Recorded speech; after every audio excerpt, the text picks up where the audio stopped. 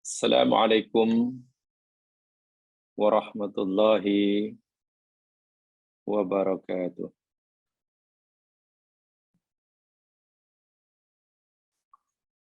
Innal hamdalillah nahmaduhu wa nasta'inuhu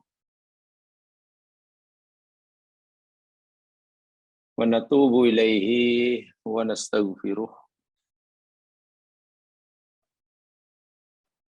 wa na'udzu billahi min syururi anfusina wa min sayyiati a'malina. May yahdihillahu fala mudhillalah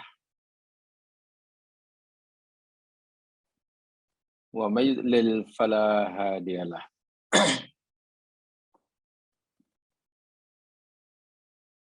Asyhadu an la ilaha illallah wahdahu la syarikalah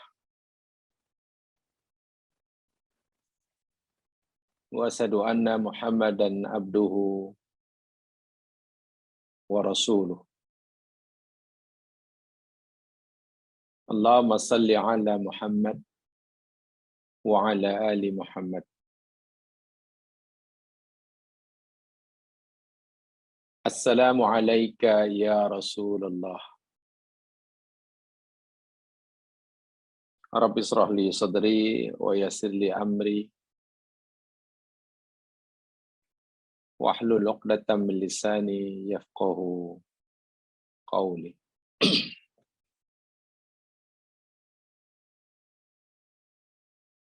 Qala Allah Ta'ala ba'da a'udzu billahi minasy syaithanir rajim.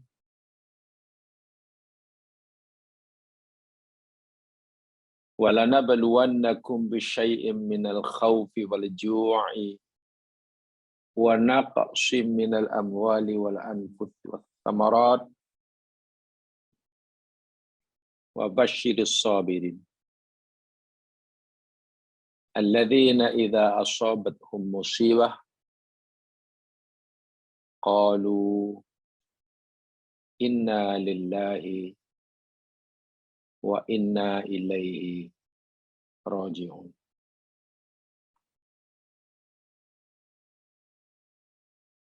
Dan sungguh pasti kami, kata Allah, hendak menimpakan ujian kepada kamu sekalian dengan sedikit daripada rasa takut,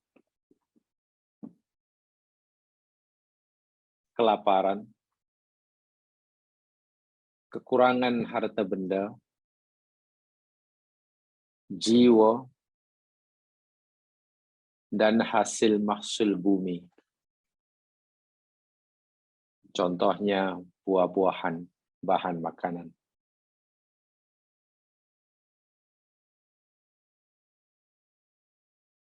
Dan berikanlah kabar gembira, wahai Muhammad, ke atas orang-orang yang sabar. Yakni orang-orang yang apabila telah menimpa mereka musibah,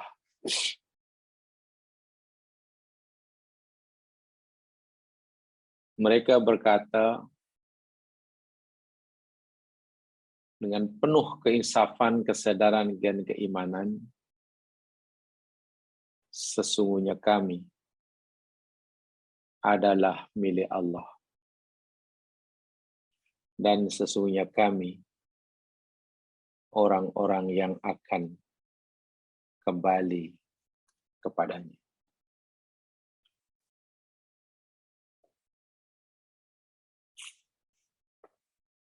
Jamaah rahimakumullah.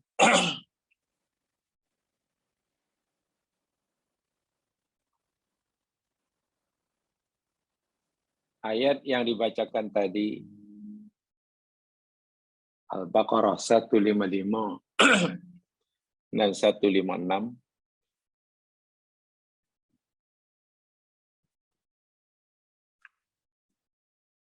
ayat yang mungkin akan memandu kita untuk Pelajaran kita hari ini menyambung tajuk cinta Allah dan cinta Rasul. Muka surat 16. Muka surat 16. Coba lihat yang ada bukunya. Pada siri lepas kita telah coba memberi jawapan atau mencari tahu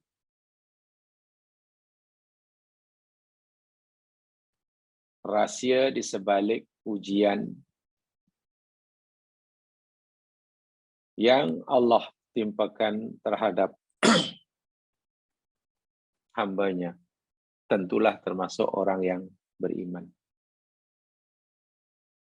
Yakni, jika Allah itu Maha Pengasih, Maha Penyayang, bahkan sangat mencintai hamba-hambanya, terutama hambanya yang beriman dan taat kepadanya. Kenapa Allah timpakan musibah terhadap mereka? Sehingga mereka susah, dari senang jadi susah, jadi gembira menjadi menderita,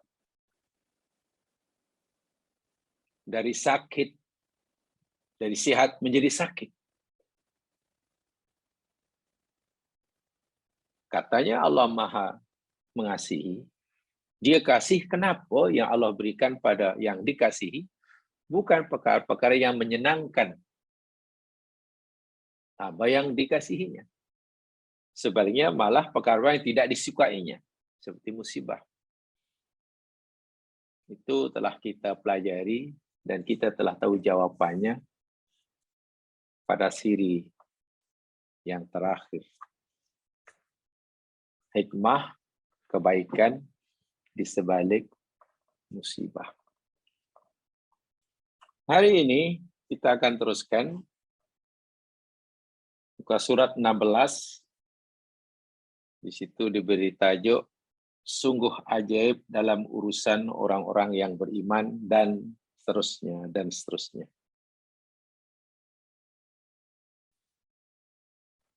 Tajuk sungguh ajaib dalam urusan orang beriman yang masih berkaitan dengan musibah sebagai tanda cinta Allah kepada hamba-Nya.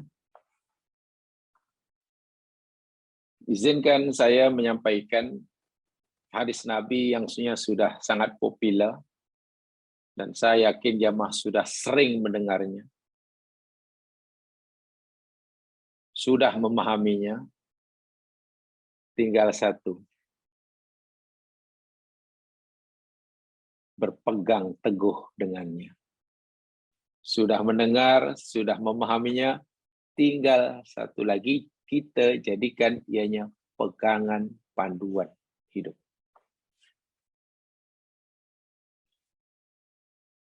Hadis riwayat Muslim daripada Abi Yahya Suhaib bin Sinan radhiyallahu an, beliau berkata, baginda Rasul sallallahu alaihi wasallam bersabda, ajaban li amril mu'min, inna amrahu kullahu lahu khair. Sesungguhnya sangat ajaib sekali, menakjubkan, mengherankan sungguh urusan orang yang beriman itu. Karena semua urusannya, semua keadaannya baik belaka baiknya. Walaisa dzalika li ahadin illa lil mu'min. Dan tiada yang seban itu bagi seseorang pun kecuali bagi orang mukmin saja. Apa sahaja yang menimpa orang mukmin, bagaimanapun jua keadaan mereka, senang ke susah, sakit ke sehat, dapat barang ke hilang barang, tercapai cita-cita ke gagal usahanya. Semuanya membawa kebaikan bagi orang mukmin. Dan ini hanya berlaku bagi orang mukmin. Syaratnya, lalu Nabi memberi penjelasan, in asobathu sarra syakar.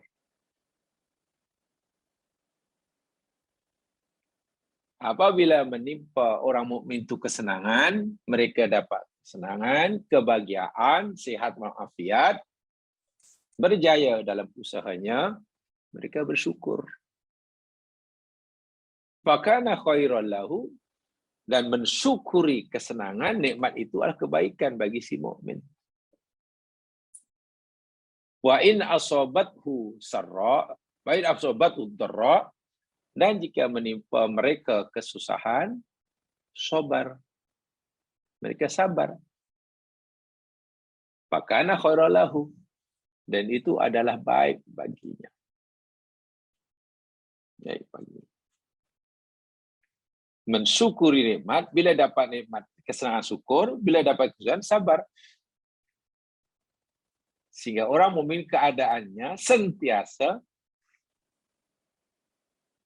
baik. Kebaikannya sentiasa bertambah-tambah dalam keadaan apapun jua, dimanapun jua. Bahkan dalam ayat riwayat yang lain, hadis ini dengan matan yang sedikit berbeza. Kalau tadi riwayat Muslim, ini riwayat Ahmad. Daripada Suhaib juga bin Sinan. Beliau berkata, bainana Rasul sallallahu alaihi wasallam qa'idun ma ashabihi iddahik. Ketika baginda Nabi SAW sedang duduk di tengah-tengah kami, dengan sahabat maksudnya, duduk sama-sama. Iddahika, tiba-tiba Nabi tertawa. Nabi tersenyum dan kemudian berterusan dengan tertawa. Sahabat rasa pelik tapi tak berani nak bertanya. Macam tak ada sesuatu yang lucu. Kenapa Nabi tertawa? Apa yang bikin Nabi tertawa ni? Sahabat serba bingung, heran, pelik. Melihat sahabat semuanya diam, hanya kebingungan macam orang bingung. Nabi malah tanya mereka. Ala tas'aluni mimma adhaq. Wahai sahabatku, tidakkah ada di antara kamu yang bertanya kepada aku, kenapa aku tertawa tadi? Subhanallah.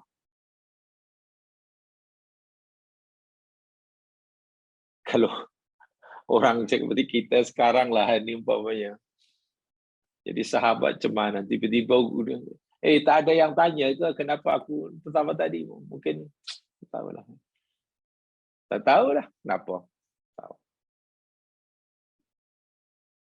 Qalu, lalu sahabat kata, ya Rasulullah, ya Rasulullah, kenapa engkau tertawa ya? Tiba-tiba tertawa, kenapa ya?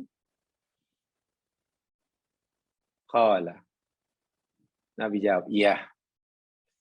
Aku tertawa kerana ajibtu li amril mu'min.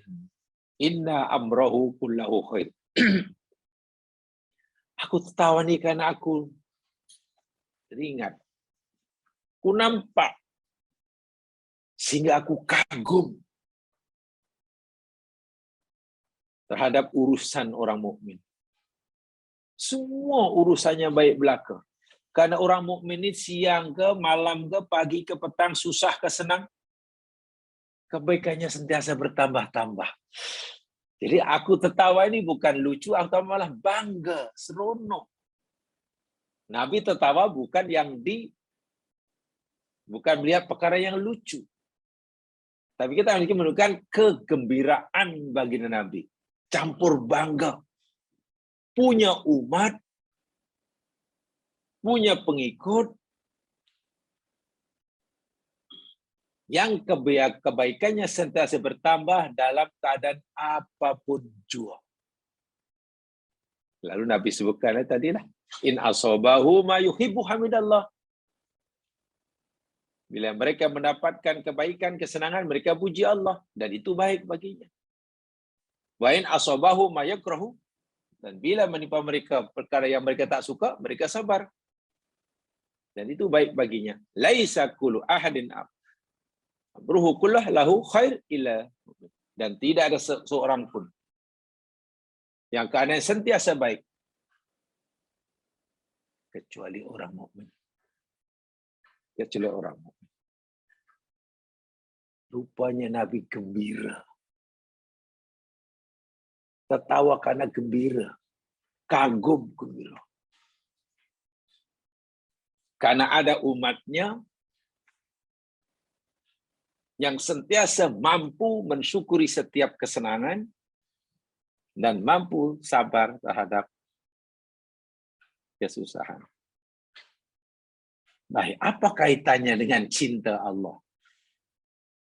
Apa kaitannya dengan cinta Allah kepada hamba, cinta hamba pada Allah? Jamaah sekalian, coba dalami maksud hadis ini. Rupanya dalam hidup ini,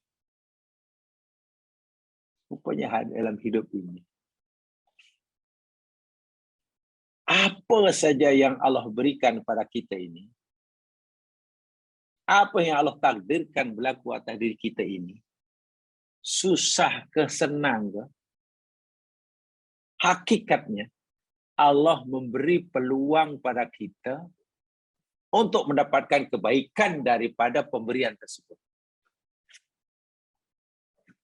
Jadi bukan pemberiannya itulah yang dimaksudkan.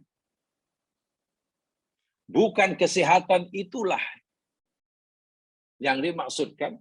Bukan sakit itulah yang dimaksudkan dari pemberian Allah. Tapi yang dimaukan oleh Allah daripada kita dengan sebab pemberian pada kita berupa sakit atau senang, sikap kita kepadanya. Itu yang Allah maukan. Bila Allah bagi kita kesenangan, sehat, maknanya Allah beri peluang kita syukur. Dan syukur itu adalah baik bagi kita.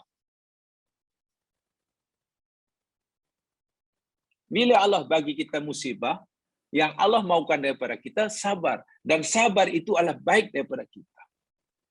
Bukankah ketika Allah bagi kita peluang untuk bersyukur, Allah bagi peluang pada kita untuk bersabar, dan syukur dan sabar itu boleh meningkatkan maqam, itu tanda kasih sayang Allah. Jadi tanda cinta Allah tu lihat pada peluang yang Allah berikan, bukan bendanya. Bukan bendanya. Sebab hakikatnya senang atau susah itu sama saja. Senang atau susah, sakit atau sehat, sama saja. Kedua-duanya adalah ujian. Disinilah mungkin perkara yang sangat penting untuk kita cermati. Kita mungkin belum dapat melihat dan meyakini bahwa senang ke, susah ke, sehat ke, sakit ke, berjaya ke, tak berjaya ke, itu perkara yang sama. Kita belum melihatnya perkara yang sama. Sedangkan kedua-duanya kata Allah, sama aja. Aku kata, ini namanya fitnah. Fitnah. Fitnah itu ujian. Bagaimana kamu, kata Allah, seolah-olah bagaimana kamu, wahai hambaku, ketika aku bagi senang, kesenangan kamu gembira, bagi musibah kamu susah. Dan keduanya fitnah. Kedua fitnah. Jadi yang penting bukan sehat atau sakitnya saja. Yang penting sikap kita terhadap fitnah tersebut. Allah suka pada hamba yang syukur. Ya. Allah menyukai hamba yang bersyukur. Dan kita ingin dicintai oleh Allah dengan sebab syukur kita.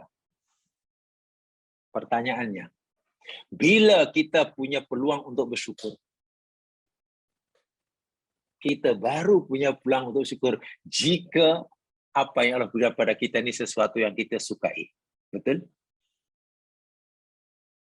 Allah suka pada hamba yang bersabar. Dan Allah akan tingkatkan makom hamba yang bersabar. Pertanyaannya, bila kita punya peluang untuk bersabar? Kita baru punya peluang untuk bersabar ketika Allah berikan pada kita, tiba pada kita sesuatu yang kita tak sukai. Sebab itulah lihatlah peluang yang Allah berikan di sebalik musibah, di sebalik nikmat. Jangan lihat pemberiannya, lihatlah peluangnya. Satu, maknanya Allah sedang bagi peluang pada aku untuk syukur nih. Buktinya selama ini aku sihat. Allah sedang bagi aku peluang untuk sabar nih. Buktinya sudah seminggu aku sakit. Baik atau buruknya anugerah Allah kepada kita, bagi kita lah, apa yang Allah berikan pada kita ini mau kebaikan atau sebaliknya, bukan pada pemberiannya. Saya ulangi. Baik ke, membawa kebaikan ke, membawa keburukan ke, bagi kita, apa yang Allah berikan pada kita ini, bukan terletak pada pemberiannya. Tapi terletak pada sikap kita terhadap pemberian tersebut. Ya. Bagilah sehat memanjang, sekalipun. Belum tentu ia kebaikan bagi orang itu. Jika sikapnya terhadap kesehatan tadi salah, tidak mensyukurinya, jahanam tempatnya. Diujilah orang itu bertubi-tubi silih berganti. Dari susah ke susah, dari susah ke susah. Tapi jika sikap orang itu sabar dahulunya, surga tempatnya. Lalu di mana letak baik buruknya anugerah Allah? Letaknya pada sikap kita kepadanya. Seorang boleh masuk surga jika ia mempunyai sikap yang betul. Itu yang Nabi kagumi, sikap sungguh.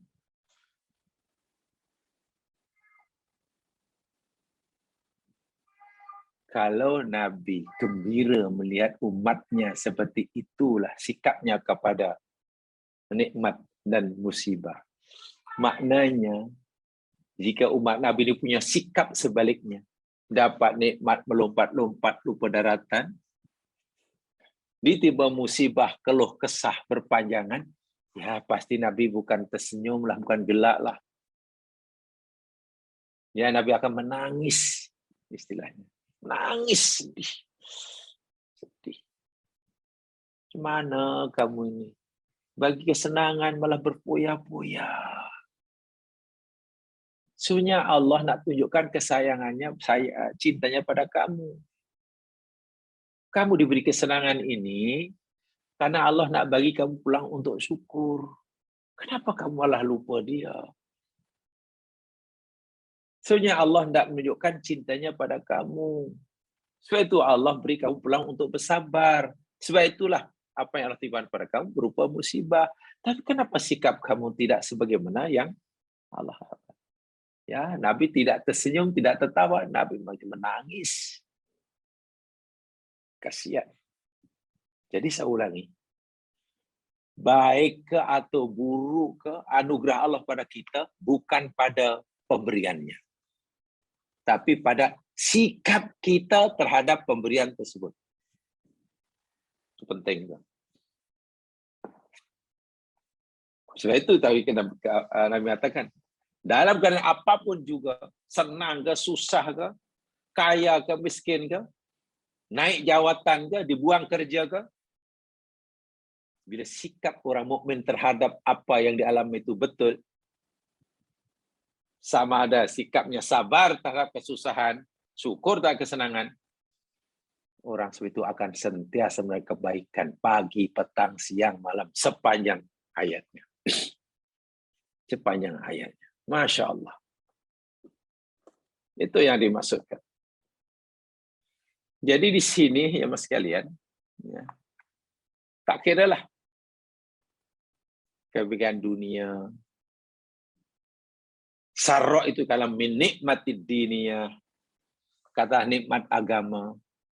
Boleh jadi bagi ilmu, mampu beramal soleh, mampu bersedekah, itu nikmat, itu kebaikan kan. Allah bagi kita kemampuan, bagi peluang dan kemampuan untuk berbuat baik pada orang, untuk beramal soleh, untuk melakukan perintah, untuk meninggalkan larangan, punya ilmu, itu kan nikmat itu. Membawa kebaikankah itu pada kita? Belum tentu. Tunggu dulu.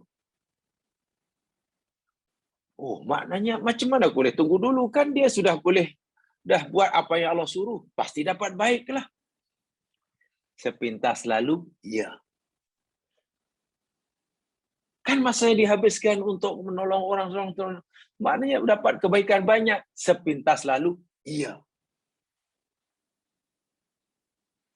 Tapi bagaimana sikap orang itu? Selepas ia berjaya melakukan suran, bagaimana sikapnya? Adakah kejayaannya ia beramal melakukan itu? Membuat ia makin tunduk, makin tawaduk, makin berharap agar Allah mau menerimanya, makin takut jangan-jangan Allah menolaknya, atau dengan amal yang banyak, ilmu yang banyak, jasa yang banyak, membuka pintu ujub pada dirinya. Coba bagaimana jika Allah bagi kita kemampuan untuk beramal banyak, bagi peluang untuk beramal banyak, selepas itu membuka pintu ujub, dan kita dijangkiti penyakit riya, sum'ah, ujub. Apa kita pikir kita dapat kebaikan banyak? Kosong. Kosong. Tadi bila kita diberi nikmat dunia, syukur, menggunakan sesuai dengan kehendak yang memberinya. Bila Allah bagi kita nikmat agama, berupa ilmu, kedudukan, kemampuan bersedekah, beramal, apa yang Allah maukan daripada kita? Mukhlisina lahuddin. Itu yang Allah maukan. Jika dengan amalan kita tidak mukhlisina lahuddin, wah, kemampuan beramal itu adalah nikmat diniyah namanya. Sebaliknya, malah dijangkiti pula penyakit riya, sum'ah, ujub. Habis. Nabi bukannya tersenyum, Nabi menangis. Menangis bukan karena umatnya tidak beramal soleh, banyak amalnya. Menangis bukan umatnya tidak punya ilmu, banyak ilmunya.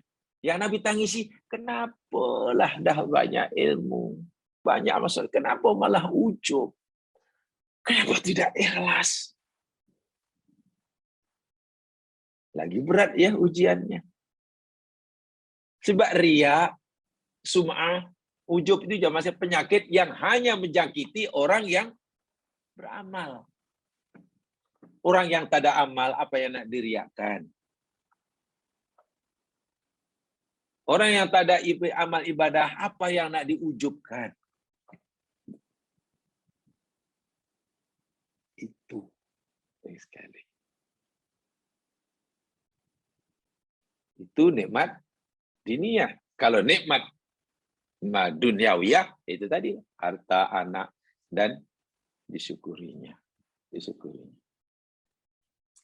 Ada salah seorang salaf, ahadus salaf.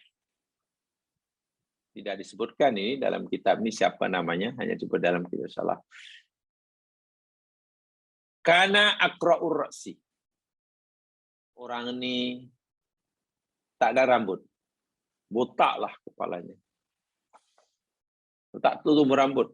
Bahkan ada ya kulitnya pun tak begitu sehat. Botak kepalanya. Abrasul badan. Tubuh badannya diserang, dijangkiti penyakit sopak. Jadi macam belang.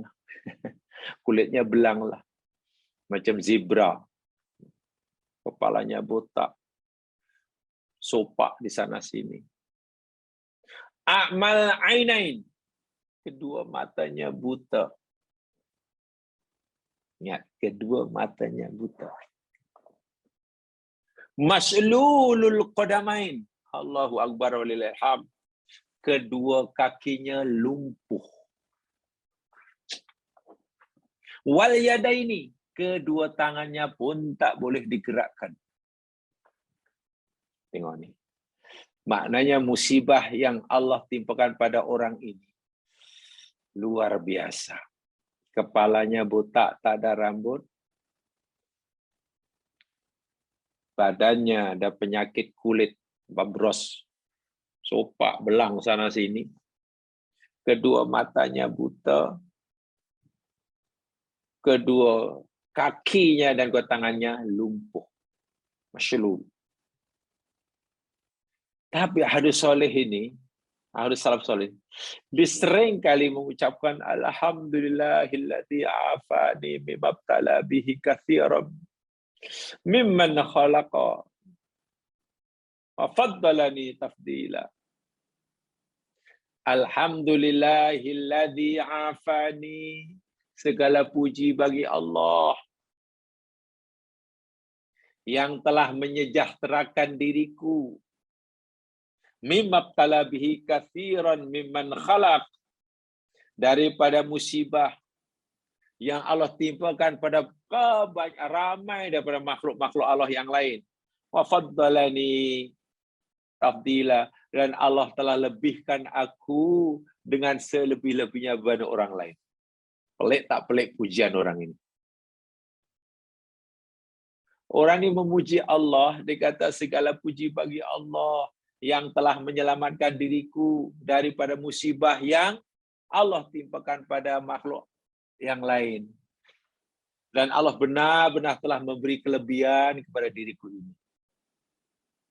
Sedangkan dia yang mengucapkan puji-pujian tak putus pada Allah ini orang yang kepalanya botak, badannya penuh dengan penyakit sopak, kedua matanya tak nampak,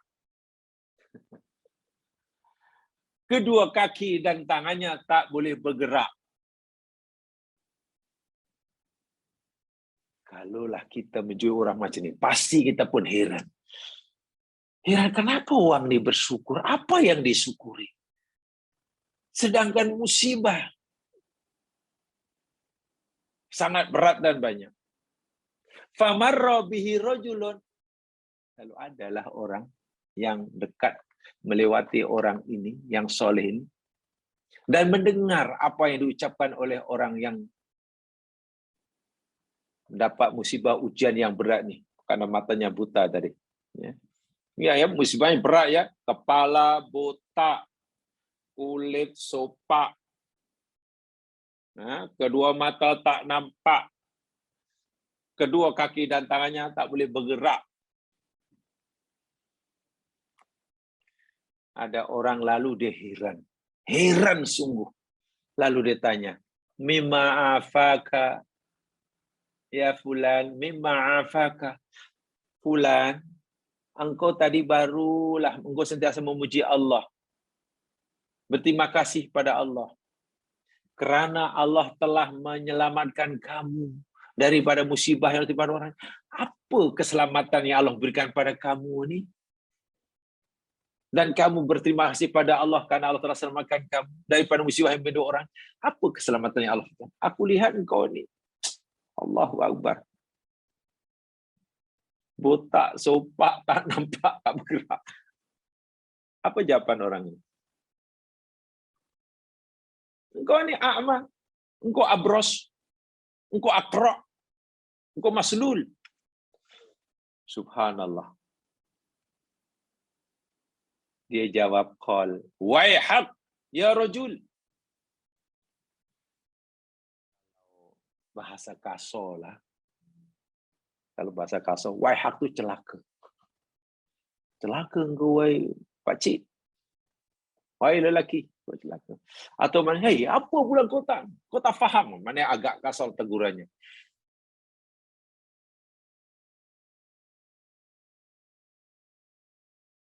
Orang yang dimaksud pun heran kepada yang bertanya. Kau tak nampak kah? Aku wajib memuji. Ja'ala li lisanan dzakiron. Aku tetap memuji Allah dan aku terus mujilah. Aku yakin Allah menyayangi aku dan aku merasakan cinta Allah pada aku sekarang ini kerana sungguh pun kepalaku botak, kulitku sopak, mataku tak nampak, dua tangan kakiku tak bergerak, tapi Dia masih memberiku lidah dzakiron yang sentiasa basah dengan zikir. Lidahku ni sentiasa tak kering dengan zikir. Orang lain walaupun matanya nampak, kulitnya putih melepak, tapi lidahnya keluh nak zikir. Aku terima kasih kepada Allah. Sekarang coba kamu fikir, mana yang lebih beruntung menurut kamu? Orang yang sehat walafiat, matanya sehat, kulitnya sehat, tangan sehat, hidung sehat, semua sehat, boleh bergerak, tapi lidah tak ingat Allah, tak muji Allah. Atau orang seperti aku yang mata tak nampak, semua tak nampak, tapi lidah. Coba, menurut kamu mana yang lebih beruntung? Mana sebenarnya yang diuji oleh Allah? Dan mana yang diselamatkan oleh Allah? Wa qalban syakiron. Aku memuji Allah SWT karena Allah beri aku hati. Dan Allah beri aku kemampuan untuk sentiasa mensyukuri nikmatnya. Aku melihat apa yang ada, bukan apa yang tidak ada. Allah bagi aku lidah dan aku merasa punya lidah. Aku punya hati, aku tidak fikir. Aku tidak melihat apa yang tidak ada. Hatiku syukur. Masya Allah. Wa badanan alal bala'i sabirun.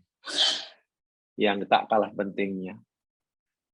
Sungguh pun ujian dunia yang Allah timbal pada aku ini tidak ringan bagi kebanyakan orang. Berbagai macam penyakit. Tapi Allah bagi aku kemampuan hati yang sabar. Sekarang menurut penilaian kamu, wahai saudara, mana yang lebih bertuah? Orang yang sehat walafiat tubuh badannya, tetapi tidak bersyukur, kurang zikirnya, sabar tidak ada, atau orang yang diuji dengan berbagai macam ujian dunia, hilang mata, hilang tangan, hilang kaki, hilang kecantikan kulit, kecantikan kepala, muka penampilan, tapi lidahnya tak kering daripada zikir. Hatinya sentiasa penuh dengan rasa syukur dan sabar. Macam mana ya? Inilah pembandingan. A dan B. A merasa disayangi oleh Allah kerana dia mendapatkan apa yang dia suka. Badannya sehat, matanya nampak, makannya sedap, duitnya banyak. Merasa Allah A merasa Allah menyayangi dirinya. Itu bagi A. Yang bagi B, oh tidak. Saya betul-betul merasa disayangi oleh Allah. Disayangi oleh Allah. Karena lidahku sentiasa menyebut namanya. Hatiku mensyukurinya. Walaupun aku tak ada mata, tak nampak. Orang ini merasa disayangi oleh Allah. Yang A juga merasa disayangi. Karena Allah beri dia mata. Walaupun lidahnya tak. Sama-sama merasa disayangi. Tapi siapa yang bertuah? Atau siapa yang benar-benar hakikatnya disayangi oleh Allah? Yang B. Itu tadi nyatakan saya di awal. Bukti Allah sayang atau tidak pada hambanya. Cinta bukan terdapat pada pemberiannya. Tapi lebih kepada sikap kita terhadap pemberian itu. Itulah sayang. Allah bagi peluang. Kadang diberi peluang untuk bersyukur, kadang diberi peluang untuk bersabar. Itu ya.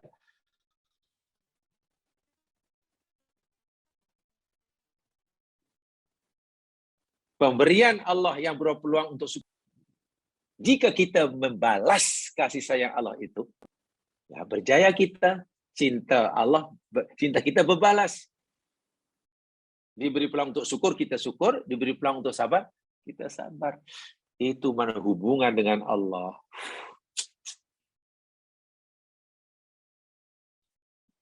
Tidak boleh dinafi. Tengok pelik kata pelik. Ini pelik aneh.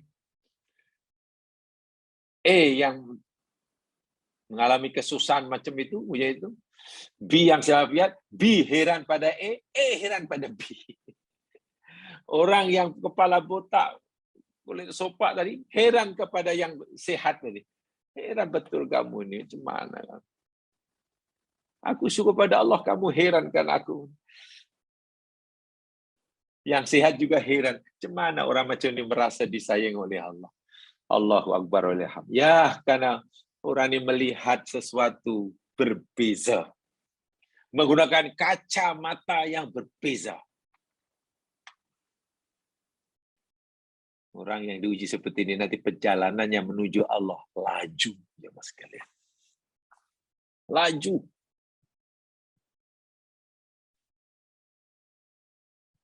Ibnu Mas'ud yang terkenal itu memberi komentar terhadap hadis yang dibacakan tadi. Fal mu'min yataqallab baina maqami syukri 'ala an-ni'ma wa baina maqami subri 'alal bala.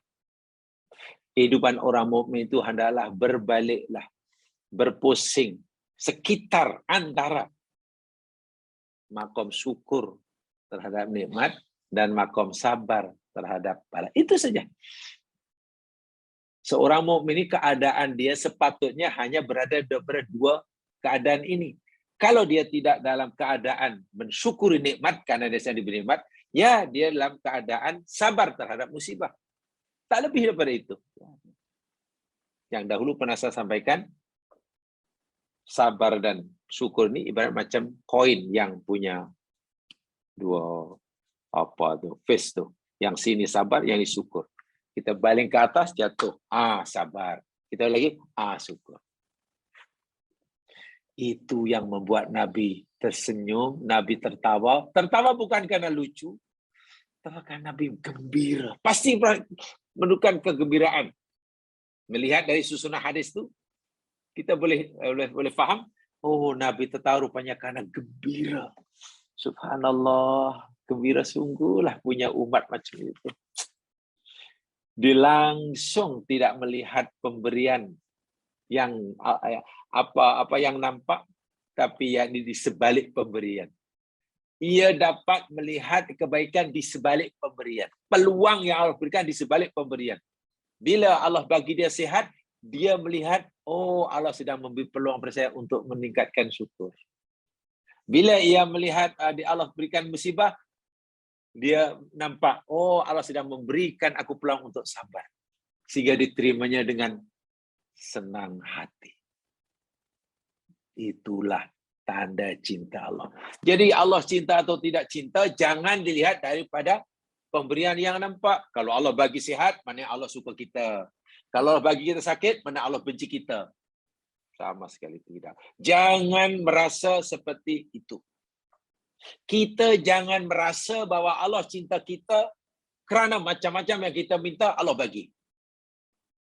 Jangan kita merasa bahwa Allah benci pada hambanya karena ditimpakan pakai musibah. Bukan. Cinta atau tidak Allah yakni letaknya pada sikap kita bagaimana. Bila Allah bagi kita kesenangan, kita syukur, maka Allah cinta. Bila Allah bagi kesenangan, kita kufur, Allah benci. Jika Allah bagi kita musibah, kita sabar, Allah cinta. Jika Allah bagi kita musibah, kita melatah, Allah benci. Faham ya? Ini poin yang pertama itu, yang sungguh ajaib urusan orang yang beriman. Sekarang berikutnya, musibah penghapus dosa, itu sudah dijelaskan ya pada siri dahulu. Musibah menghapuskan segala dosa itu. Yang tadi musibah juga untuk sabar. Sarannya sabar ya. Sabar. Itu sudah dijelaskan, jadi lihatkan saja. Yang bagian bawah, jangan putus asa untuk masuk surga. Bawah sekali ya. Jangan putus asa untuk masuk surga. Kalau dalam bahasa Arab saya ringkaskan begini. Ada satu istilah yakni al-qunut min rahmatillah. Putus asa mencari rahmat Allah. Apa maksud hadis ini? Mari saya baca dahulu sebelum saya uraikan. Sebelum kita pelajari sama-sama. Jangan putus asa untuk masuk surga. Tengok ya, muka surat 16 bagian bawah sekali.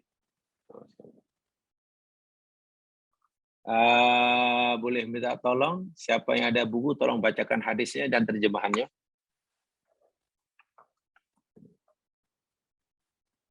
Tulisannya terlalu halus, saya tak begitu nampak. Tolong yang ada buku bacakan hadisnya dan terjemahannya. Nanti saya uraikan. Tolong yang ada buku sila bacakan.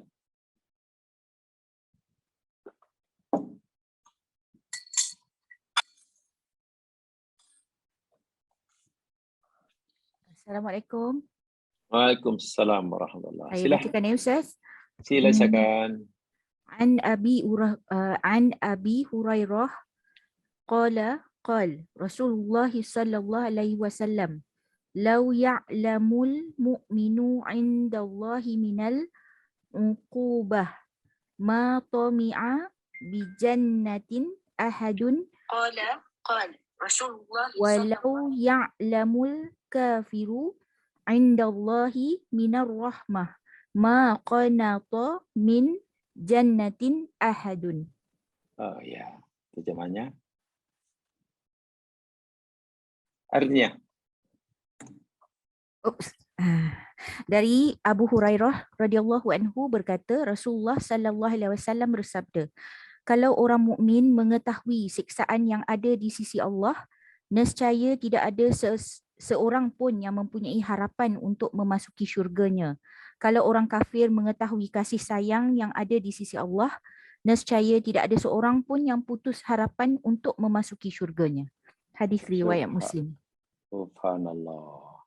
Hadisnya sudah dibaca, terjemahnya pun tahu.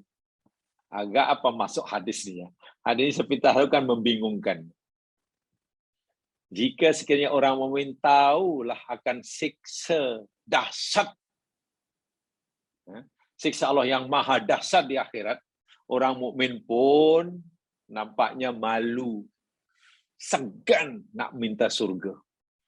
Karena untuk masuk kena melepasi dahulu siksa yang dahsyat itu. Kan sebelum, ini bahasa mudahnya ya, second last station kan, second last station di akhirat ini kan neraka. Surga itu station yang terakhir itu. Jadi sebelumnya kena dalam neraka. Jadi kalau untuk masuk surga mesti lepasi dahulu siksa neraka yang dahsyat.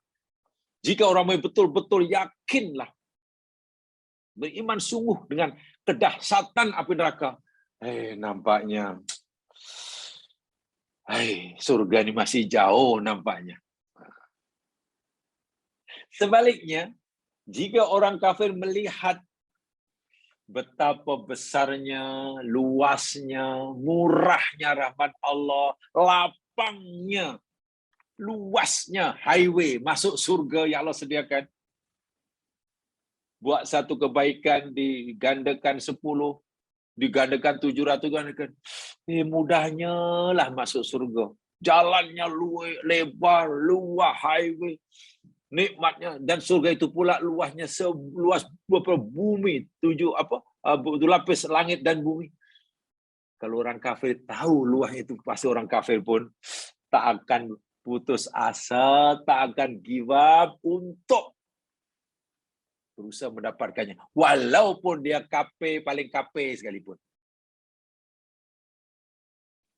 Dari segi zahirnya, kan orang mukmin orang yang baik.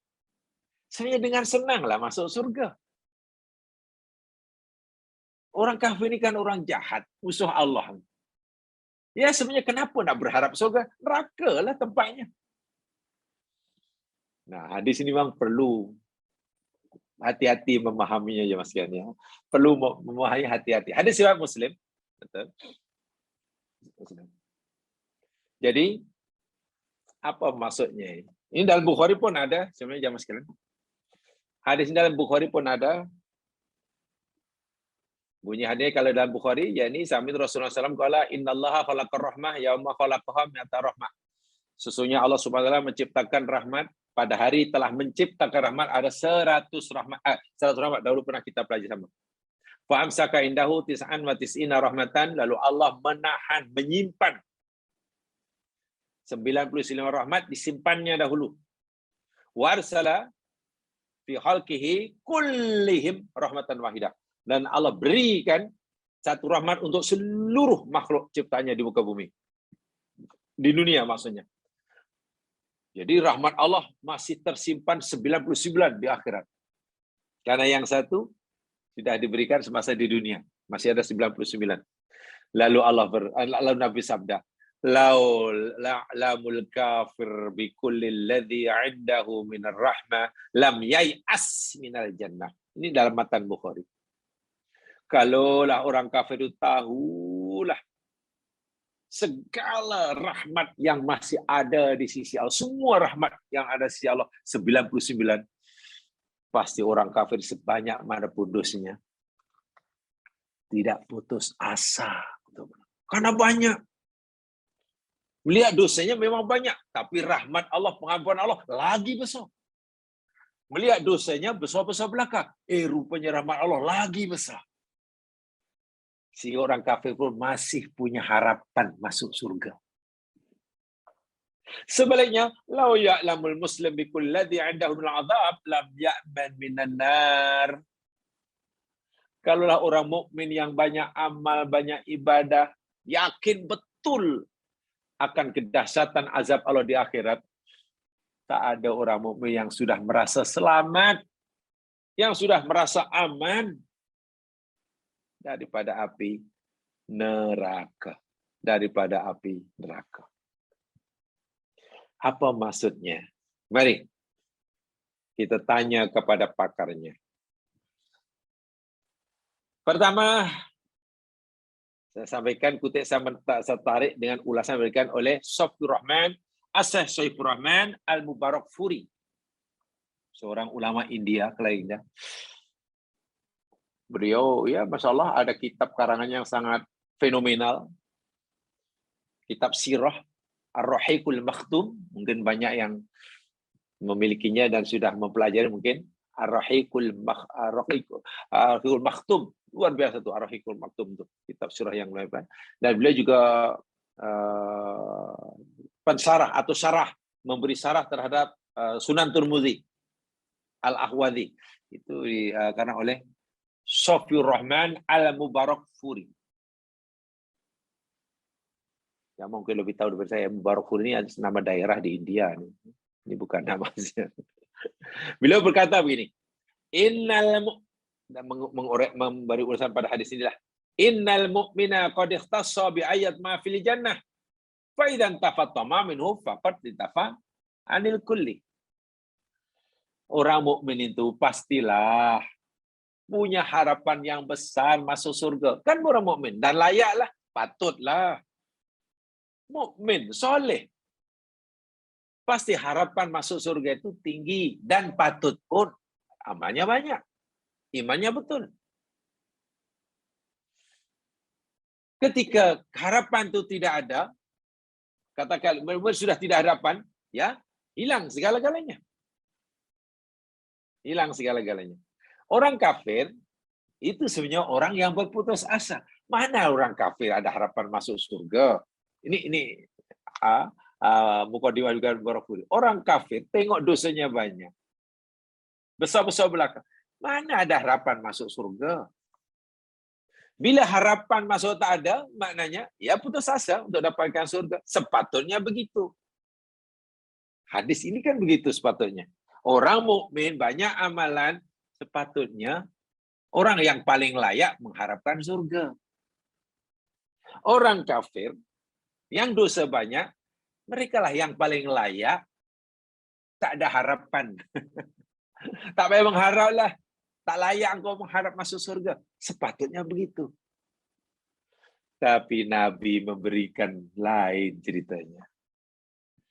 Hadis ini jamaah sekalian. Warahmi bayani kathrati rahmatillah wa uqubati. Hadis ini menceritakan betapa luasnya rahmat Allah. Di samping hadis juga menjelaskan betapa dahsyatnya azab Allah. Kedua-duanya. Cerita tentang keluasan rahmat Allah dan juga cerita tentang kedahsyatan azabnya. Apa tujuannya? Kepada orang mukmin, Nabi cerita memberitahu tentang kedahsyatan azab Allah di akhirat. Ya.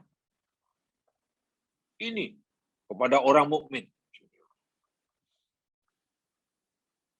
Apa tujuannya? Apa tujuan Nabi memberitahu, menghabarkan pada orang mukmin yang banyak amal tentang kedahsyatan azab neraka? Likaila yaghtar mu'minun birahmatihi fayaman min adzabihi. Saya ulangi. Apa rahsianya Nabi menceritakan, memberitahu kedahsyatan api neraka di akhirat? Dan orang mukmin itu orang yang paling besar harapannya dan paling layak mengharapkan surga. Rupanya tujuannya, kata Imam Al-Mubarakfuri, bukan kata saya ya, agar orang mukmin tidak terperdaya dengan harapannya yang menggunung terhadap surga, sehingga ia merasa dah selamat daripada api neraka. Bahasa anak muda, overconfident. Hidup ni sebenarnya overconfident tu tidak boleh. Saya ni mukmin, saya banyak amal, solat saya tak pernah tinggal, pasti masuk surga. Itu tidak boleh. Merasa dah aman, dah selamat, garanti. Dari mana kita tahu garanti masuk surga? Justru kalau kita bicara tentang tingkatan hati seseorang, takut seseorang kepada Allah ya, daripada yang paling rendah hingga yang paling dekat, namanya al-muqarrabin. Mulai paling dekat hingga yang paling jauh, paling dekat, muqarrabin. Rupanya semakin dekat makam seorang dengan Allah, semakin takut kepada azabnya, semakin takut pada ketegurannya. Bukan semakin merasa selamat daripada azabnya, justru makin takut. Itu tujuannya, supaya orang mukmin di samping boleh berharap akan dapat surga, karena memang patut pun, tapi jangan sampai harapannya terlalu menggunung setinggi langit hingga meyakini pasti masuk surga, yang akhirnya dia merasa telah selamat daripada neraka. Mana jaminan selamatnya neraka? Dia tidak tahu. Sehingga orang mukmin ini, walaupun dia boleh masuk surga, hidupnya harap takut, harap takut, harap takut. Macam itu tujuannya. Tak boleh hanya rojak tanpa ada rasa takut. Semakin besar ketakutannya kepada neraka, maka semakin besar rasa tidak atau belum selamatnya daripada neraka. Sehingga hidupnya akan berhati-hati. Walaupun solatnya semalam sudah cantik, dia ingin mempercantik. Ingin mempercantik lagi. Walaupun amal selama ini sudah rasa banyak, dia tak terpedaya dengan banyak. Masih merasa kurang. Karena jangan-jangan belum selamat daripada neraka. Jangan-jangan belum selamat. Walaupun sudah bersungguh-sungguh melakukan ibadah dengan ikhlas, tapi jangan-jangan masih bercampur riak. Bau-bau riak. Ini usah lagi. Kenapa? Merasa belum selamat daripada api neraka. Ini sifat mukmin sejati. Tapi kadang-kadang adalah orang bagi. Tak tahulah, fahaman itu saya kurang kurang boleh memahami cara berfikir orang katanya. Pernah tak ada jamaah dengar ada orang yang kata, kita ni orang Islam, orang Islam tu lama-lama masuk surga kan? Walaupun kita jahat, kita tak buat suruhan, tapi lama-lama kita mesti masuk surga kan lama-lama. Dari mana tahu macam tu ya? Memang ada jaminan orang yang beriman pada Allah, tak makhluk dengan Allah, lama-lama masuk surga. Walaupun hanya sebentar. Tapi kita juga kena fikir, kena ingat. Iman itu boleh terbatal, jemaah sekalian. Tanpa disedari oleh orang tersebut, oleh kita. Bagaimana orang yang meyakini imannya ada iman, sedangkan akhirnya sudah terbatal lama. Nah, tujuan Nabi memberitahu kepada orang mukmin bahwa azab neraka itu sangat dahsyat agar orang mukmin ini tidak terperdaya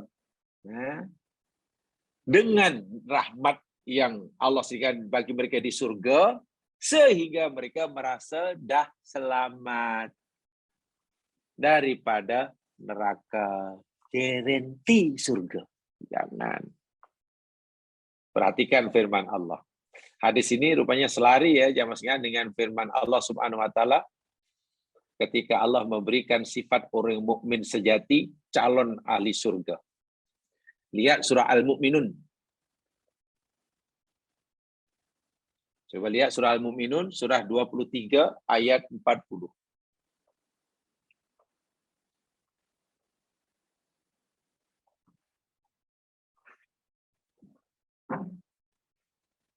Ayat ini selalu saya sebutkan, sering.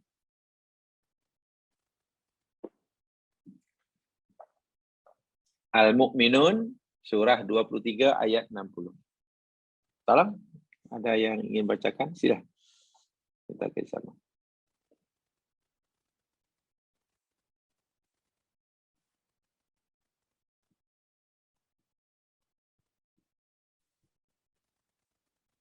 Ya, sila.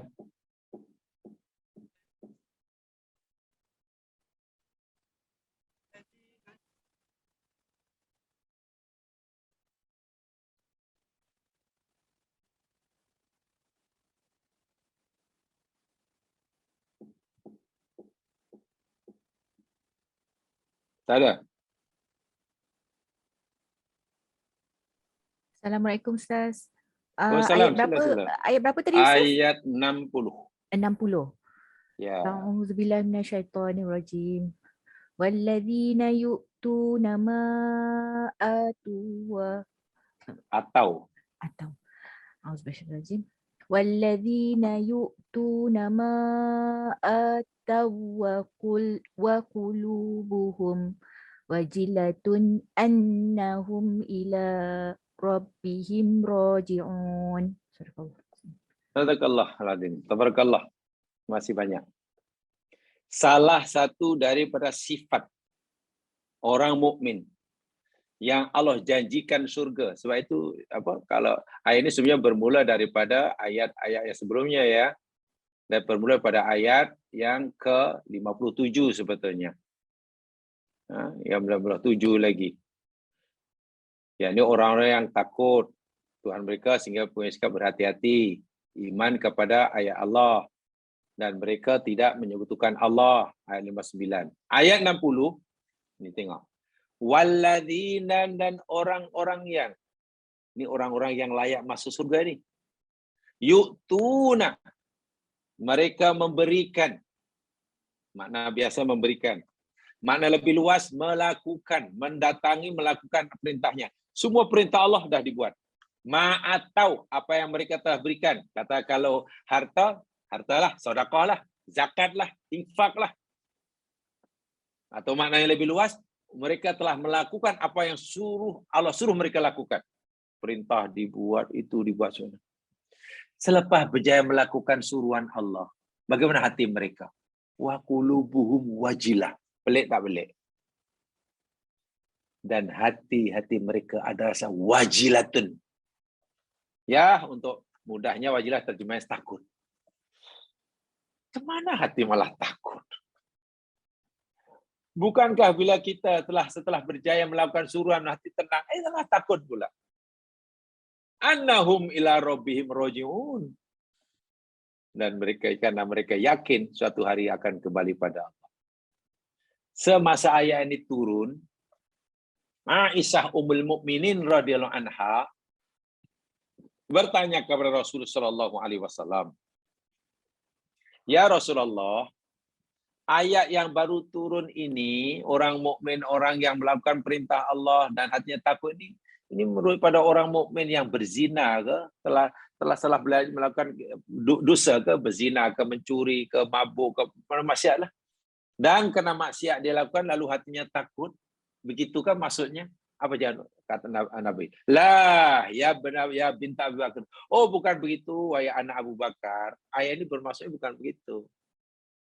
Ayat ini yakni cerita tentang orang mukmin yang mereka telah mendirikan solat, telah membayar zakat, telah buat suruhan Allah semuanya.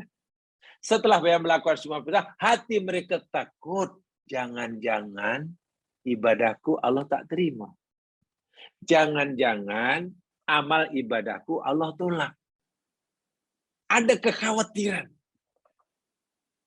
Sehingga karena khawatir amalnya yang karena tidak dilakukannya, ia mohon ampun pada Allah. Selepas melakukan surat malah mohon ampun. Pelik tak pelik? Lepas solat khusyuk, astagfirullahaladzim, ya Allah, astagfirullahaladzim. Sebab dia tahu solatnya itu mungkin belum atau masih jauh daripada yang dikehendaki oleh Allah. Masih ada kekurangan sana sini, kekurangan sini.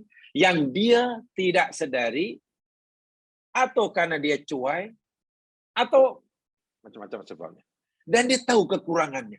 Sehingga dia minta ampun. Lalu merayu, ya Allah, sungguh kur amal ibadah hambamu ini tidak seberapa baiknya menurut engkau.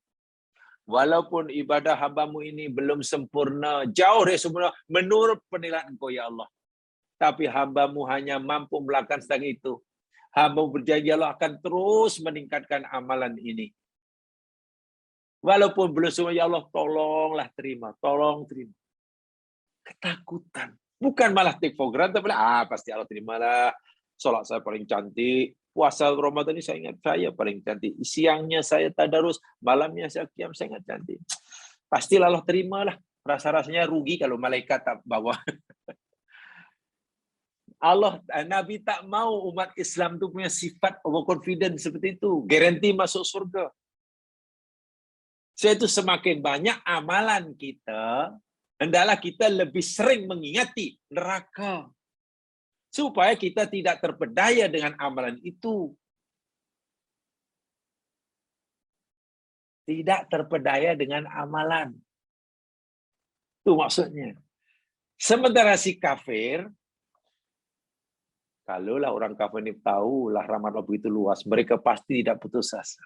Seakan-akan Allah berfirman melalui nabinya, wahai orang kafir yang banyak dosa, apa kamu fikir dosamu yang banyak itu akan memastikan kamu masuk neraka? Jangan pikir begitu. Dosamu yang banyak, yang besar itu, ya, sebetulnya belum sepenuhnya menjadi penghalang kamu masuk neraka. Sebab apa? Selagi ajal belum menjemputmu, peluang kamu masuk surga itu masih cerah. Kan kamu masih ada peluang untuk memohon pengampunan. Kamu masih diberi peluang oleh Allah untuk membetulkan yang salah. Untuk meluruskan yang bengkok. Sementara kalau peluang yang Allah berikan sebelum ajal menjemput ini kamu manfaatkan sebaik-baiknya, surga itu terbuka bagimu, wahai orang kafir. Orang kafir pasti, oh iya. Jangan kamu pikir dosa kamu terlalu banyak sehingga Allah berat mengampunkannya. Tidak. Allah itu ghafur.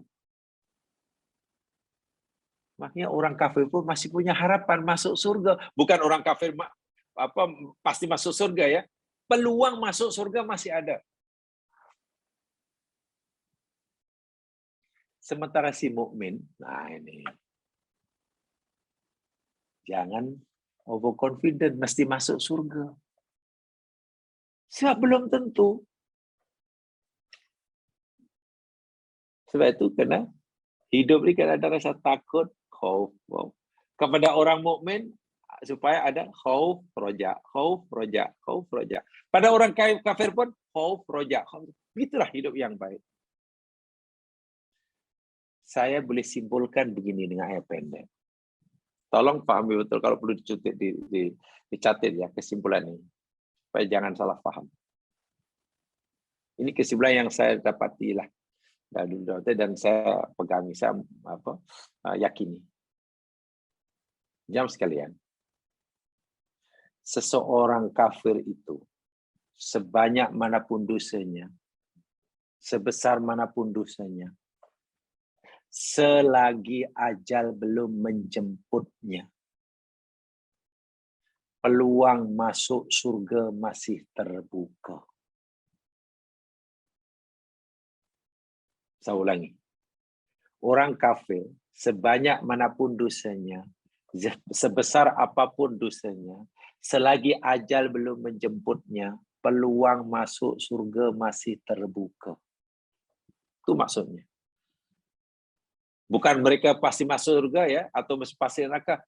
Selagi ajal, jadi sementara ajal belum jemput itu masih ada peluang untuk mengubah, untuk memilih. Allah masih bagi peluang. Jadi bila Allah masih bagi peluang pada mereka untuk dapat surga, kenapa mereka putus asa nak bertaubat? Kenapa mereka berputus asa untuk mencari rahmat Allah? Sehingga orang kafir dalam hal ini masih diberi harapan. Kepada orang kafir seolah-olah hadis ini memberitahu kepada orang kafir, wahai orang kafir, untuk kamu esok masih ada. Tomorrow never dies. Esok masih ada. Sementara bagi mukmin yang soleh, banyak amal, banyak ibadah, banyak sedekah, banyak kerja masyarakat, banyak tolong orang, hidup menepati syariat, syar'i lah. Ya, orang mukmin yang soleh. Selagi ajal belum menjemputnya, jaminan masuk surga belum ada. Jaminan masuk surga belum ada. Selagi ajal belum menjemput. Kenapa? Karena dalam sejarah terbukti ada orang yang sepanjang hayatnya jadi mukmin soleh, mukmin soleh, mukmin soleh. Hari-hari terakhir, minggu-minggu terakhir, saat-saat terakhir, sebelum ajal menimpa, sebelum ajal tiba, dia boleh tukar buat pusingan you. Ya, contoh dalam Quran yang menurut ahli tafsir kebanyakan namanya Bal'am bin Ba'urah, yang tempoh hari kita pelajari, diumpamakan seperti anjing itulah. Kan matinya mati kufur, akhirnya masuk neraka kekal abadi. Walha sepanjang hayat dia orang alim, orang barak. Sebab itu sebaik manapun kita, sehebat manapun kita sebagai hamba Allah di dunia yang soleh, adalah kita istiqomah hingga saat-saat hembusan nafas yang terakhir. Itu si mukmin. Jangan sekali-kali, jangan pernah sekali-kali merasa dah selamat daripada neraka dan garanti masuk surga. Itu yang tidak dibenarkan. Istiqomah hingga hembusan nafas terakhir. Hembusannya. Sebab orang meninggal ni nafasnya mati ketika sedang menghembus nafas kan, tarik nafas. Mungkin sedang hembus ya, sebab orang berkata hembusan nafas terakhir bukan tarikan nafas terakhir. Mana dia hembus dan tak tarik nafas lagi. Sebaliknya, kepada orang-orang kafir yang banyak dosa, banyak maksiat, Selagi ajal belum menjemputmu, janganlah kamu berputus asa untuk memperbetulkan hidupmu, membetulkan kesilapan kamu. Karena peluangmu masuk surga masih cerah. Masih cerah. Wahai kamu orang yang berdosa, tahu tak pada zaman dahulu ada orang yang semasa hidup membunuh 100 nyawa. 99 campur 1. Dosanya membunuh seorang aja kekal dalam neraka zaman ini 100 orang. Dan salah seorang dia membunuh bunuh ini adalah seorang ulama, ahli agama, kan padri yang alim. Karena ajal belum menjemputnya, peluang masuk surga masih cerah. Dan peluang itu dia manfaatkan. Ditinggalkan kampung halaman, nak pergi ke satu tempat untuk bergabung pada orang yang senasib dengannya, bertaubat. Belum pun sampai tiba di tempat destinasi yang dituju, ajal telah menjemputnya tengah jalan. Ringkas cerita, nyawanya dibawa oleh malakur rahmah, mati husnul khotimah. Masuk surga itu orang. Karena tidak berputus asa. Ingin jadi orang baik. Pintu surga masih terbuka lebar-lebar. Bagi kamu, wahai yang banyak dosa sekalipun. Kamu masih punya peluang untuk mendapatkannya. Saatnya kamu manfaatkan. Bagi kamu, wahai orang mukmin yang banyak amal, jaminan untuk masuk belum ada selagi kamu belum mati. Bila kami sudah mati dan kamu tetap dalam kiamat, ya barulah ada jaminan surga. Kenapa jamaah sekalian? Ini bahasa kini, bahasa mudah ya. Orang ini tahu jamaah sekalian nanti termasuk ahli surgakah atau ahli nerakakah, di alam barzah dan setelah itu nanti senang ke susah itu sebenarnya bukan masa hidup dia tahu. Allah beritahu ketika saat nyawa itu berpisah. Dipanggil sa'atul ikhtidar. Sa'atul ikhtidar itulah seseorang ibarat diberi sijil. Bahasa mudah diberi sijil. Ini sijil kamu untuk hidup senang di sana. Ini sijil kamu untuk sengsara di sana. Bukan masa hidup. Saya itu kepada yang berbaik, istiqomahlah hingga saat-saat akhir. Istiqomah dalam kebaikan. Yang berbuat salah, jangan putus asa. Berusaha untuk berubah hingga saat-saat akhir. Ini hadis ini maksudnya begitu. Kata Imam Mubarakfuri, kesimpulannya begitu. Sehingga orang mukmin tidak terpedaya dengan amalnya. Sebab orang yang merasa selamat dengan amalnya, ya garantilah amal aku ni semua amal surga ini garantilah. Tak mungkinlah masuk neraka. Kita orang baik. Dan mana kita tahu seperti itu? Akhirnya jadi cuai malah. Sebetulnya semakin tinggi makomnya, gitulah kalau boleh katakan begitu, semakin berhati-hati. Tak boleh silap sikit pun, tak boleh cuai sikit pun. Islam itu luar biasa. Sehingga bila kedua-duanya itu melalui jalan seperti yang ditekan oleh Allah, memanfaatkan peluang yang Allah berikan padanya, nanti jumpa di surga. Nabi pernah menyampaikan hadis dan Nabi sambil tertawa, gembira. Karena rasa pelik juga. Nanti orang yang membunuh dan yang dibunuh jumpa di surga. Dan hadis yang lain, al-qatil wal maqtul finnar, yang membunuh dengan dibunuh masuk neraka. Pelik itu bunyi itu. Nabi pernah kata orang membunuh dengan yang dibunuh masuk neraka. Sahabat bertanya, ya Rasul, macam mana orang yang kena bunuh pun masuk neraka? Kalau yang membunuh masuk neraka, kami fahamlah. Ini yang terbunuh macam. Nabi, iya, sebab yang terbunuh itu pun nawaitu dia nak membunuh. Hanya karena cita-cita belum kesampaian, sudah terbunuh. Yang membunuh neraka, yang kena bunuh pun neraka. Tapi Nabi juga bersabda, yang menzalimi dengan yang zalimi nanti jumpa di surga. Bermakna yang membunuh dan yang dibunuh masuk surga. Macam mana itu? Ya, yang terbunuh itu masuk karena dia terbunuh dalam keadaan teraniaya. Masya Allah. Mati dalam keadaan teraniaya, terzalimi, masuk surga. Yang membunuh itu selepas membunuh kawan, selepas membunuh itu menyesalnya luar biasa. takut kepada Allah luar biasa. Penyesalan luar biasa, hancur hatinya. Inkisarul qalbi wa dhillin nafas. Hancurnya hati, berkecainya hati, rasa hina di hadapan Allah mendorongnya ia untuk bertaubat. Lalu bertaubat, diampun dosanya, masuk surga. Yang membunuh, B yang terbunuh duduk di surga. Katalah borak di itu. Kamu belah sini. B kata, terima kasihlah karena dahulu kau bunuh aku.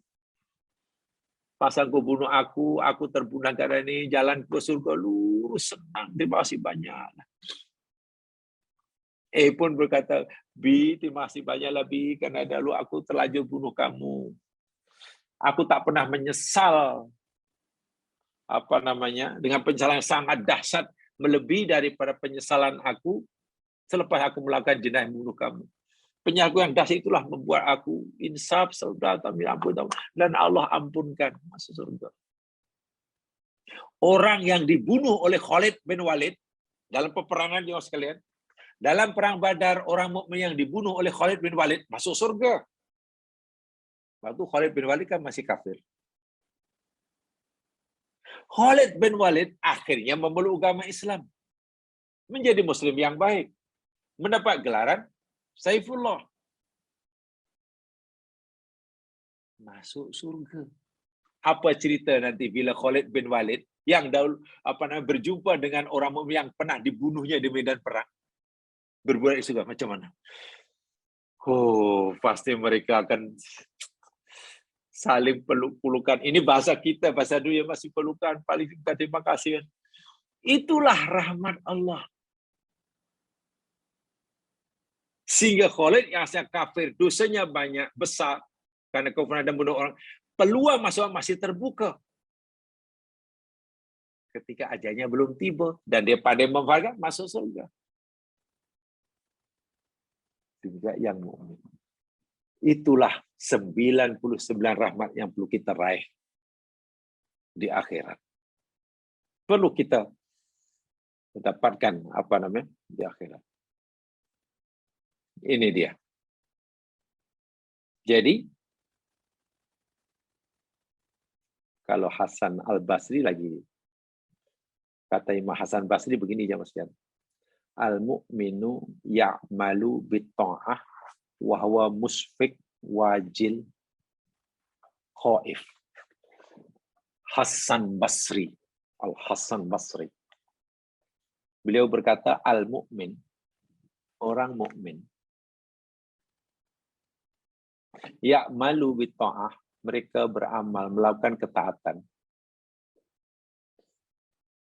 Orang mukmin yang melakukan ketaatan yang saleh itu hatinya dipenuhi dengan rasa takut. Takut amalnya tak diterima. Takut masih banyak kecuali di sana sini. Takut jangan-jangan niatnya masih bercampur dengan riak khufi. Akhirnya ia berusaha bersungguh-sungguh, musfik, berhati-hati. Bila itu dikekalkan, sifat dikekalkan, suasana kebatinan yang seperti itu dikekalkan hingga akhir hayat, masuk surga. Wal fajir ya'malu bil ma'asi wa huwa amin. Sedangkan orang jahat yang melakukan maksiat tapi hatinya penuhi dengan rasa takut. Apalagi Islam masih memberi harapan peluang masuk surga dan dimanfaatkannya, ya akan masuk surga. Tapi jika si penjenayah dahlah kafir, buat dosa, merasa selamat pula dari azab. Naudzubillah min dzalik. Orang yang banyak amal lalu merasa yakin dia selamat daripada azab, itu pun tidak baik. Apatah lagi orang yang melakukan maksiat dan merasa selamat daripada azab. Wa'iyadu billah, tsumma na'udzubillah. Allah Dalam hadis ini sebenarnya Nabi nak beritahu kita, Allah cerita tentang rahmatnya, kasih sayangnya. Betapa kasihnya Allah pada hambanya yang mukmin. Karena Allah sangat kasih pada mukmin yang beramal soleh, Allah ingatkan, jangan kamu batalkan ya amal solehmu itu. Jangan kamu sia-siakan ya ibadahmu itu. Amal ibadahmu sudah banyak. Kamu memang boleh berharap dapat surgaku. Tapi jangan sekali kamu batalkan sebelum ajalmu tiba. Jaga. Kepada si mukmin. Itu Allah sayang. Dan kepada kamu, wahai orang kafir, walaupun dosamu ini banyak, maksiatmu ini banyak pada aku masih bagi kamu harapan untuk masuk. Aku masih buka pintu surga buat kamu. Syaratnya, peluang yang aku masih berikan ini kamu manfaatkan. Berusahalah untuk berubah. Untuk memperbetulkan. Sebab kalau tidak, ya nanti kamu rugi. Itulah rahmat. Itulah rahmat. Rahmat Allah kepada si mukmin dapat menjaga amalnya sehingga tidak hapus sebelum matinya. Itu rahmat. Rahmat Allah kepada orang kafir diberi kesadaran, diberi keinsafan, diberi kemampuan untuk memperbetulkan kesilapannya, untuk memohon pengampunannya hingga matinya. Itu rahmat Allah. Sehingga betullah Nabi bersabda, ada yang juga sangat populer sekali ya. La yudkhila ahadakumul jannah amalu. Tidak sekali-kali seseorang itu masuk surga karena amalnya. Lalu sahabat bertanya, wala anta ya Rasulullah, adakah engkau juga begitu ya Rasul? Ya, wala ana, aku pun. Illa ayata ghammadini Allahu bi rahmati, melainkan Allah limpahkan kepada rahmat. Karena rahmat Allah itulah dia masuk surga. Bukan karena amalnya rupanya, karena rahmat Allah. Bahkan kita boleh beramal baik itu pun karena pertolongan Allah. Orang kafir memperbaiki amal jahatnya, itu pun karena rahmat Allah. Tanpa rahmat Allah, kita ini tak boleh melakukan suruhan, tak mampu meninggalkan larangan. Akhirnya dikembalikan pada rahmat. Itu maksudnya. Dan maksud yang kedua, ialah balasan surga itu sebenarnya tidaklah disesuaikan Allah dengan amal kita. Amal kita terlalu kecil, terlalu sedikit untuk mendapatkan pahala surga kekal abadi. Kecil. Jadi hamba Allah yang baik hanya 10 tahun di dunia, takkan masuk surga kekal abadi. Kan tidak seimbang. Jadi kalau amalan kita dibalas sesuai dengan amalan kita lah, ya mungkin tak layak masuk, hanya tengok surga dari jauh. Cuma begitu aja. Rahmat Allah. Itu bukti kasih sayang Allah pada hambanya, ima yang mukmin wa ima yang kafir. Tetap disayang. Rahmat. Dan orang yang bertuah, lagi jadi yang bertuah, kalau itu bukan semata-mata orang dapat rahmat. Kalau orang bertuah itu dapat rahmat, orang kafir pun diberi rahmat oleh Allah, orang rahmat oleh Allah. Oh, yang bertuah bukan sekadar orang dapat rahmat, orang yang memanfaatkan rahmat tersebut. Saya ulangi. Orang yang memanfaatkan rahmat tersebut, bukan orang yang dapat rahmat. Orang yang bertuah, orang yang memanfaatkan peluang yang Allah berikan. Dibagi nikmat, maknanya peluang untuk syukur. Yang memanfaatkan syukur itulah yang bertuah. Yang tidak memanfaatkan peluang untuk bersyukur, walaupun kesenangan melimpah-limpah, celaka dia di akhirat. Orang yang bertuah, orang yang memanfaatkan peluang yang Allah berikan untuk bersabar ketika ada musibah. Yang gagal memanfaatkan peluang untuk bersabar, celaka dunia akhirat. Jadi, kalau kita dalami lagi, bukan orang yang dapat rahmat automatically berjaya. Tak. Orang kafir dapat rahmat, orang yang berjaya, yang memanfaatkan rahmat itu. Paham ya? Jadi lagi-lagi sikap kita itu kepada Allah Subhanahu wa taala. Ya Mas sekalian, itu aja nampaknya penjelasan saya tentang tajuk ini. Jangan putus asa, hadis yang sebab agak mengguyungkan ya, sebenarnya agak mengguyungkan. Macam mana orang mukmin bila ingat neraka Allah, semacam-macam hilang harapan masuk surga. Orang kafir bila nampak, bila yakin akan rahmat yang luas, tiba-tiba menggunung harapannya masuk. Sedangkan dia kafir. Macam mana dia kafir punya harapan yang besar pada surga? Bagaimana si mukmin macam hilang harapan masuk? Kan pelik, sepintas lalu nampak pelik. Tapi sama sekali tidak. Salahnya kita dapat memahami. Wallahu alam, itu saya sebenarnya sampaikan. Mudah-mudahan diberkati. Tutup dengan bacaan tasbih farah dan surah Al-Asr. Subhanakallahumma bihamdika asyhadu an la ilaha illa anta astaghfiruka wa atubu ilaik. A'udzu billahi minal asr. Innal insana fi khusr.